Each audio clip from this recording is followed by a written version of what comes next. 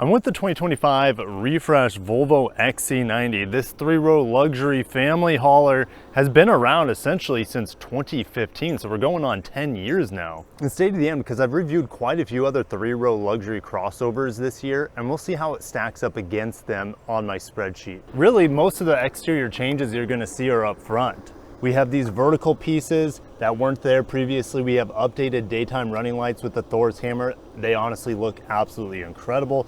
The bottom has been slightly revised, but the biggest thing you're probably going to notice is this crisscross grille pattern. I think it looks incredible. It looks very upscale, very regal, and really has elevated the status of the XC90. We have updated wheel designs too. These are 21s, but the standard models even get 20-inch wheels now, so you're not going to gain that much on this Ultimate. From the side, the XC90 still looks amazing, and Volvo's done amazing. It's 10 years, and they haven't changed how this vehicle looks a whole lot, and from the side, it still has an awesome stature to it. Now from the back, we still have the iconic D-pillar taillights that Volvo's always used on the XC90. Volvo typed out. Volvo's been doing this longer than everyone. They kind of set the trend in some ways. Even Mazda's putting Mazda on the back of their vehicles now. T8 recharge, that means this is the plug-in hybrid, the top of the line powertrain. So let's get under the hood. I love opening the hood of any Volvo, from the amazing padding they do to the hood. And look how far this hood opens. It's like almost 80 degrees, almost fully right angle here. And then the pillow on the top of their engines to reduce noise. It also helps the engine warm up a little bit faster. That's assuming you run out of electric range and you actually need your engine. All right, so this plug-in hybrid is the top of the line, but you can get turbocharged versions on the B5 and B6. Those have ranging from around 250 horsepower on the B5 to about 300 horsepower on the B6. This has 455 horsepower. Again, about 300 coming from this engine, about the rest of the 150 or so coming from the electric motor that powers the rear wheels. And between the two systems, this vehicle is going to rocket 0 to 60 in about 5 seconds. 8-speed auto is standard across the lineup. This one has additional, of course, a bigger battery compared to the mild hybrids, the B5 and B6, 18.8 kilowatt hours of juice. I'll put on the screen what Volvo thinks you can get in fully electric mode, but once we start driving, I'll tell you what I've been getting in fully electric mode in terms of electric range. You can charge this level 1 or level 2. Level 2 will charge this 18.8 kilowatt hour battery in about 5 hours. It takes about 16 hours if you have a level 1. So it's definitely doable on a level 1. I've been charging a level 1 this week. You're just gonna have to plan ahead compared to having a level 2.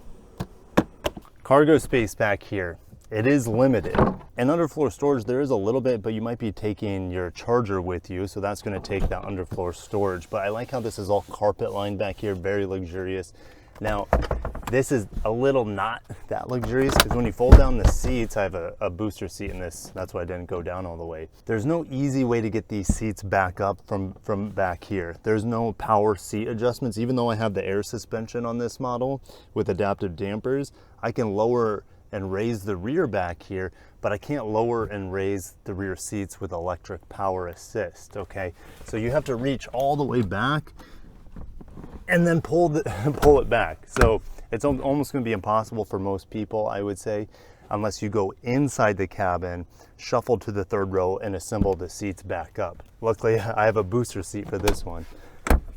We have sunshades here in the back, great for kids. Bowers & Wilkins sound system, we'll talk more about that, but they have updated speaker grills here. This wood trim, or maybe it's fake, I don't care, it looks amazing. A little bit of silver, so there's a lot of different textures and materials going on, but it looks super luxurious nonetheless. Get in the back seat. This seat's all the way back. You can slide it with this. It was not all the way back. There's about an inch left to go. I had Abe's car seat in here this week. I couldn't fit it rear facing behind the driver's seat at my height at 6'1". Because there's just not enough room. The seat doesn't slide back far enough. But I was able to fit it over here, no problem, while I moved this seat forward a little bit. Pano roof in here. This is the first time I remember seeing captain's chairs in the XC90. Let me know, guys, if this refresh is the first time you could get captain's chairs. As a result, my 5 kids couldn't fit. Otherwise, I would have brought them along for the review today. An elevated floor here, where I'm used to seeing that third seat for a 7-seater. This one's equipped as a 6-seater.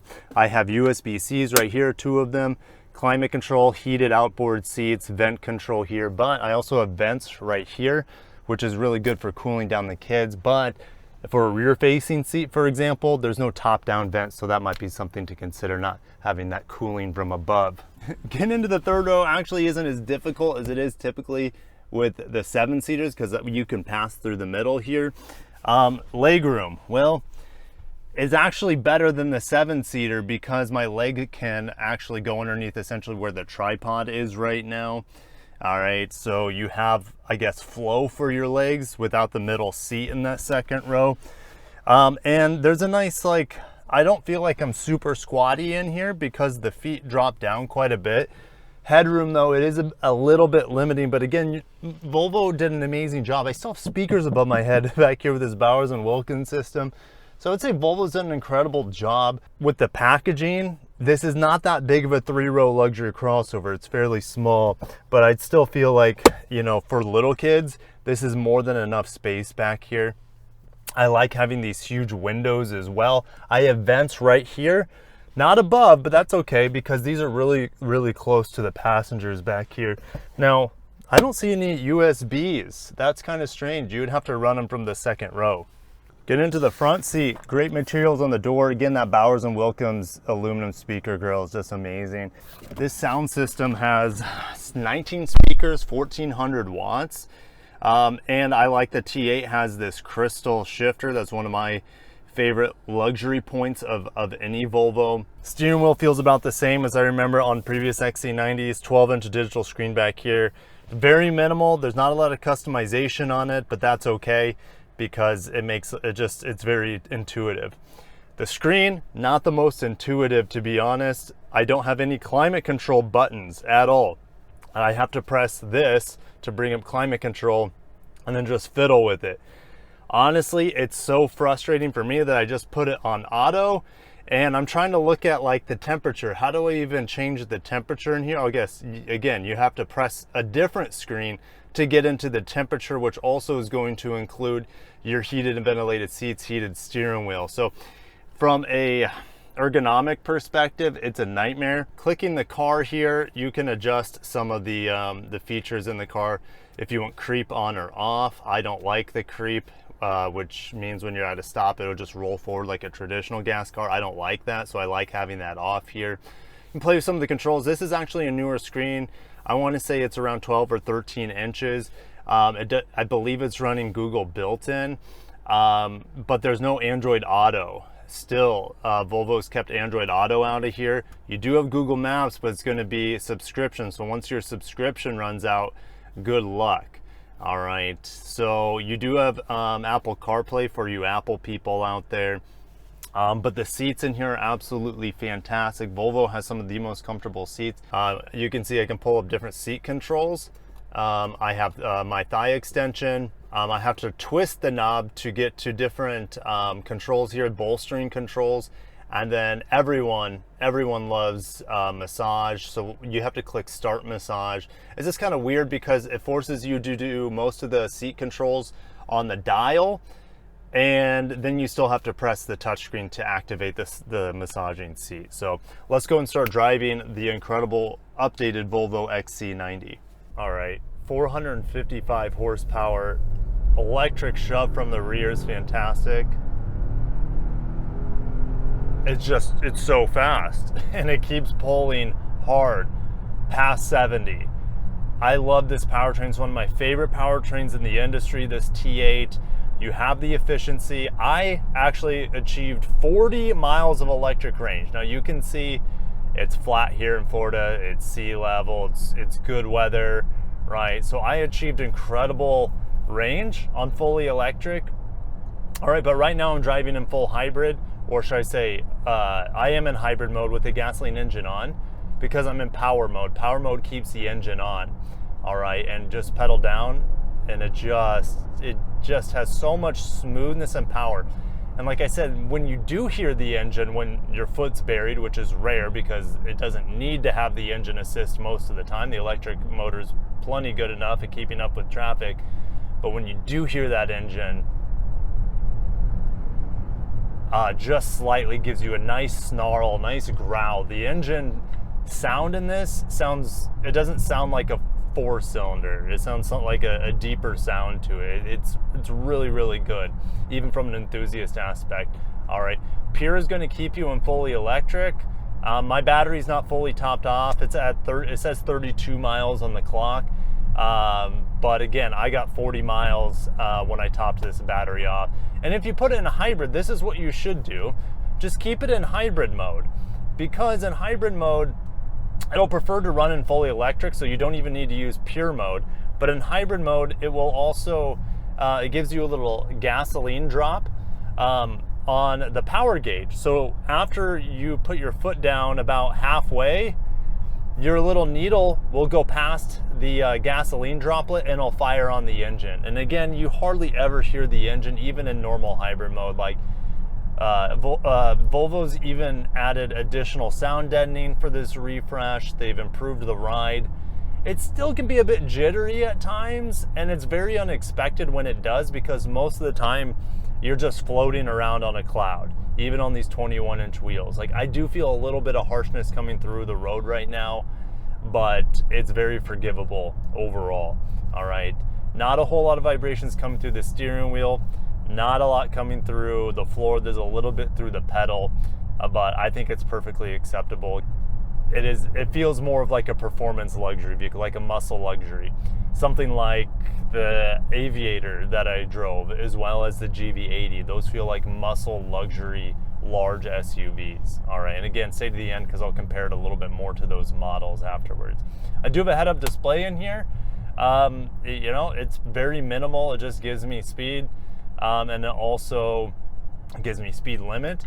But when you turn on cruise control, it gives you additional driving assistant features on there. I honestly haven't been using it or paying attention to it that much. And that's a good thing. You don't want your head-up display, in my opinion, to distract you too much. It's very minimal here.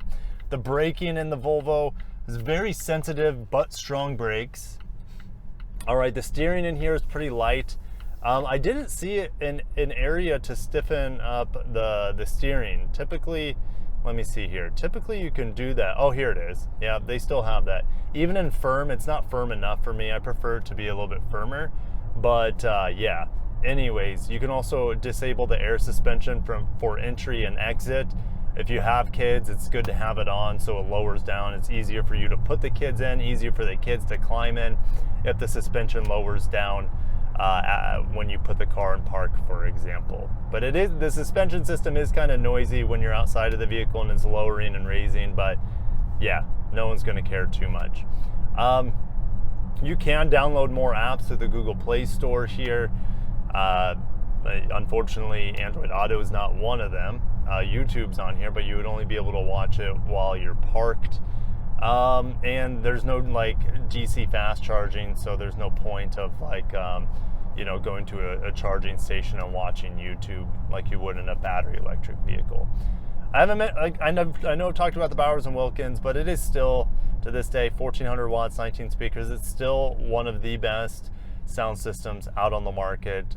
The bass has such a great range to it, and it hits really hard at most of those ranges. It's so good. The mids and highs are crisp and clear. Like, I love it. All right, what about the materials in here?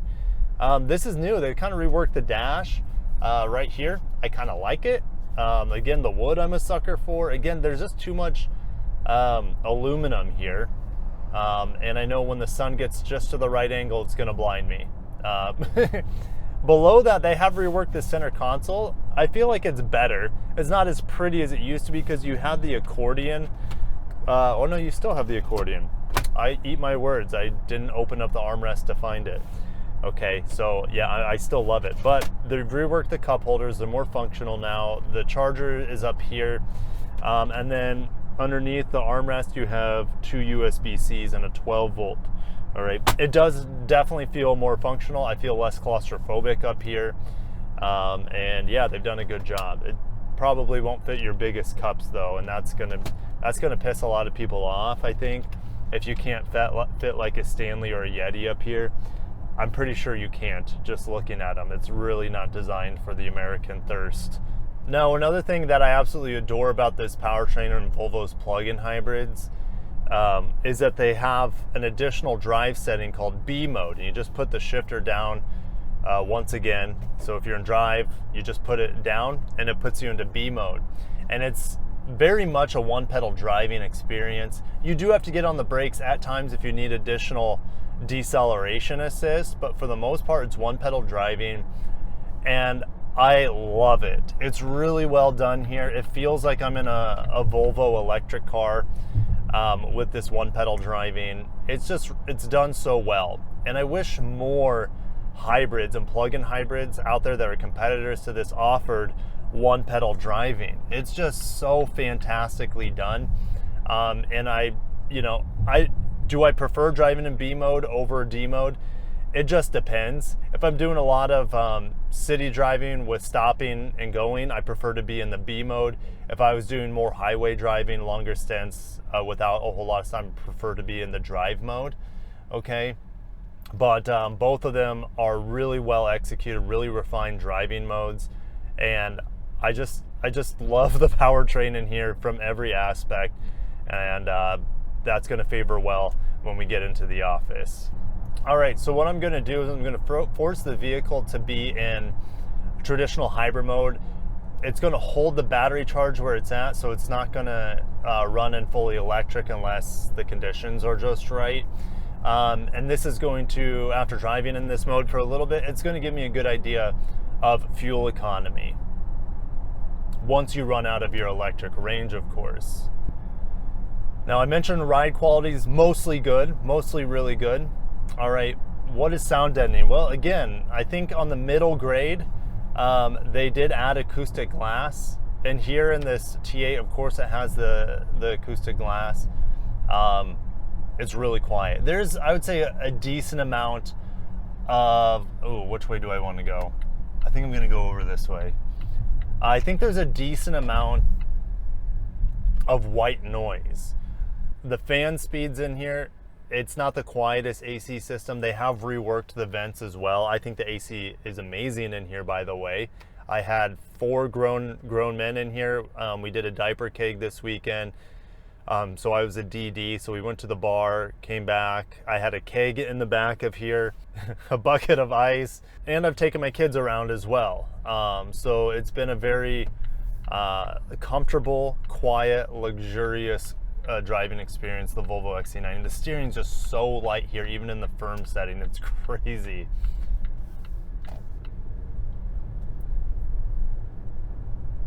Oh, there's the Escalade V.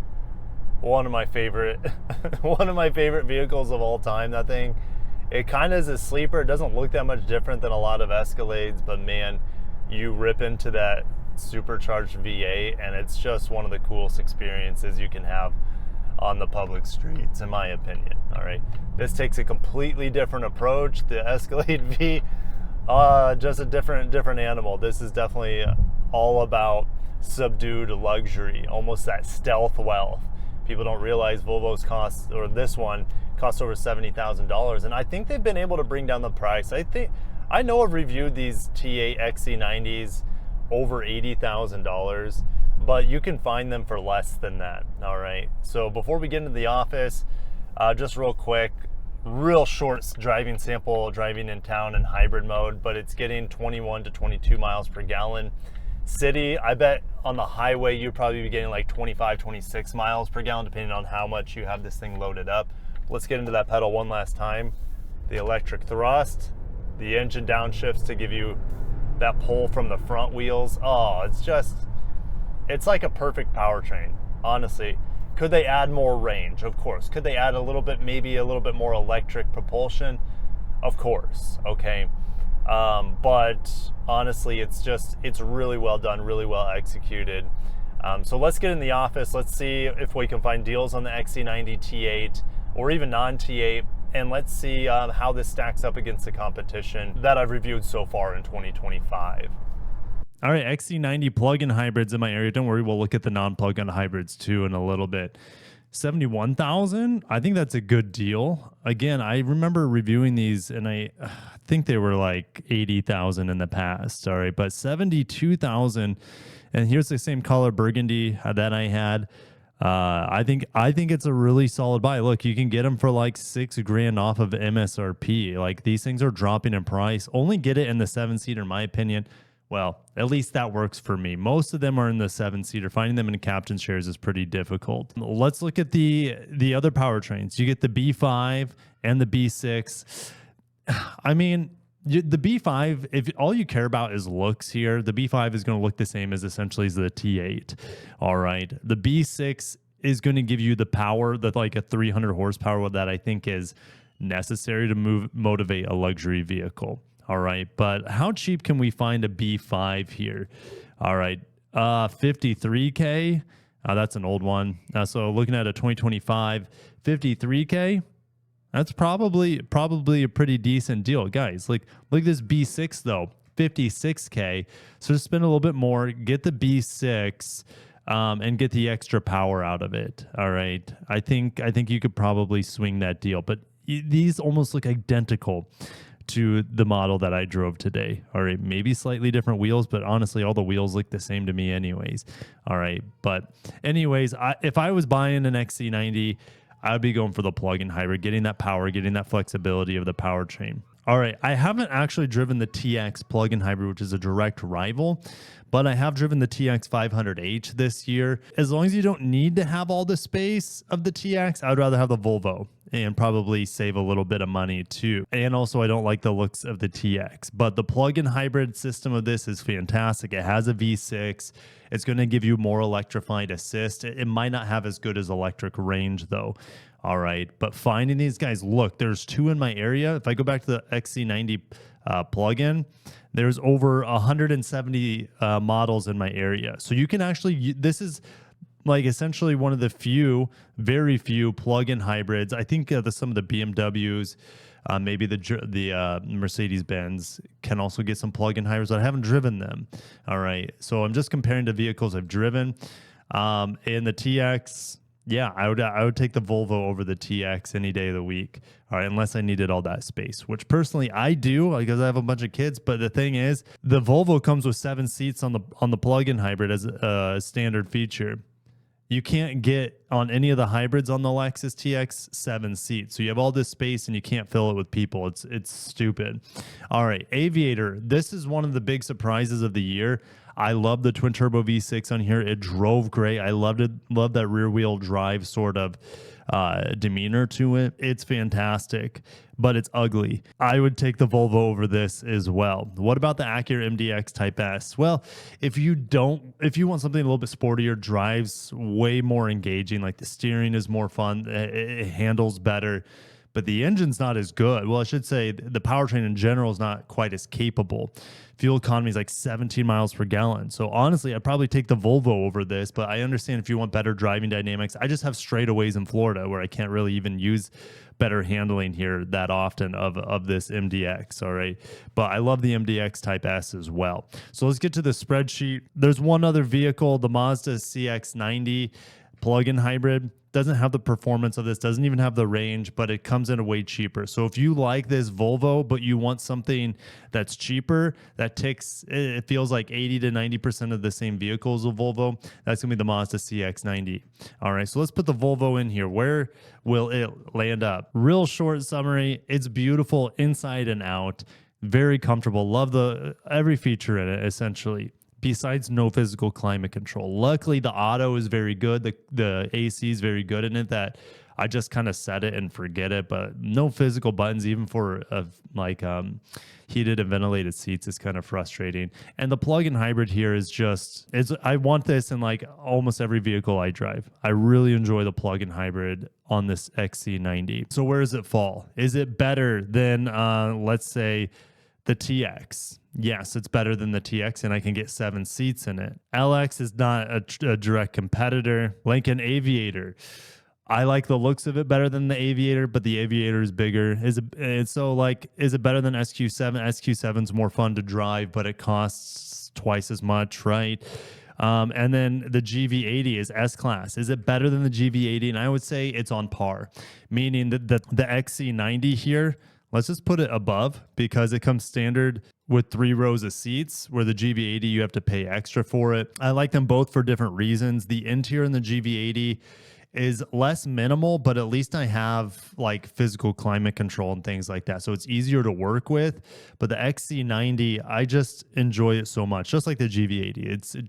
Ask me a different day of the week, I might pick a different vehicle for a luxury full-size crossover. They're both fantastic. They both have their strengths and weaknesses, but both of these vehicles have such few weaknesses.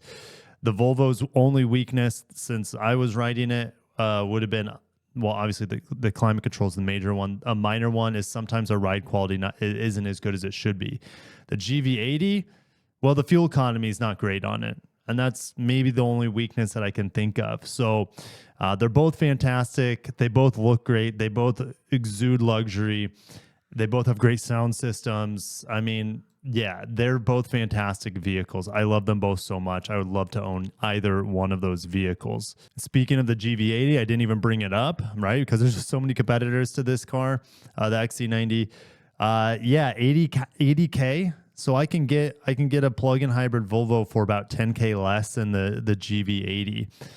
All right, so yeah, a slight win there for the Volvo as well. And you know, I'm not even comparing the 2.5T, which is also a good model, but look at the 2-liter turbo on the XC90 to compare, like the B6, for example, versus the 2.5T here. All right, they're both fantastic. You can't lose with either. But like I said, there's other good models as well in this segment. MDX Type S, the Aviator, Lexus TX is good. It's just ugly, and you don't get that 7th seat. So yeah, another S-Class vehicle on the list, guys, with the Volvo XC90 T8. I've always loved this XC90. They've made it better, I would say, than what I remember it. All right, it's just taken the extra level of refinement forward. The ride quality is a little bit better than what it used to be. It looks even better than it did before, and the plug-in hybrid on it is just so enjoyable. So thank you, guys. I'll catch you in the next one. Let me know if you agree or disagree with my assessment on ranking the Volvo XC90. It's a fantastic luxury SUV. I'll catch you guys in the comments. Have a great day and peace.